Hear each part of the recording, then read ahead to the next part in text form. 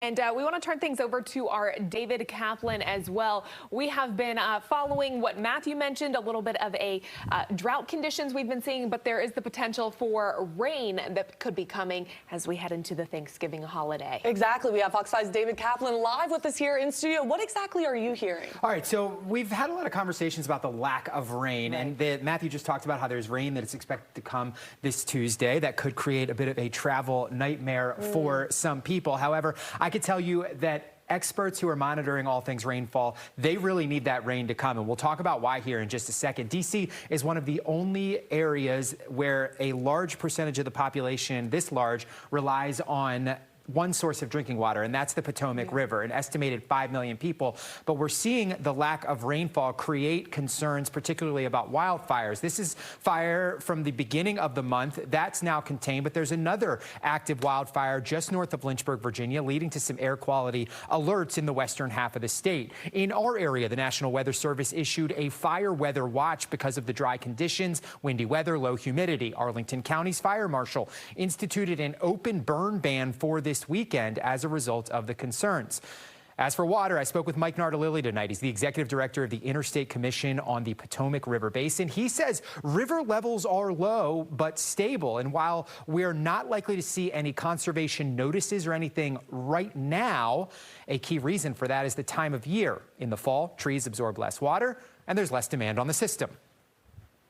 If we had these levels in the spring, it would be alarm bells going off. But because it's in the fall, it's okay. But we really will be looking at what happens in the spring and early summer of next year.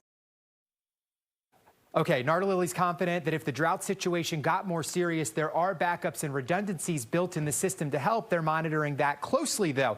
Hey, we're in the context business here in the news. I brought in Matthew Capucci back to talk about this. You know, so they're talking about levels being low. I wanted to bring you in. Yeah. What are we seeing? You know, it's been kind of a dry year to date, but so far it's really gotten worse in the fall. Since October 1st, we average about 5 inches. Look at this. We've seen like 20% of Crazy. that, if that. And the drought, especially bad off to our west, a level 4 out of 5 extreme drought along Interstate 81, so bad out there. So we're definitely seeing that. And to give some more context to that, I can tell you that the ICPRB, they are comparing this year to other years in the past. You dove into that data. These years are important. They noticed that these particular years were the years before droughts the next year. The numbers kind of bear out why they're looking closely at these numbers. Exactly. At these years. We have this expression, weather drought begets drought. If you get into a dry pattern, it's tough to escape. So these previous years were all below average, and look at us right now. Very similar to 2001 and 1995 as well. Right on line. One of the things that is an X factor based on these experts that I talked to today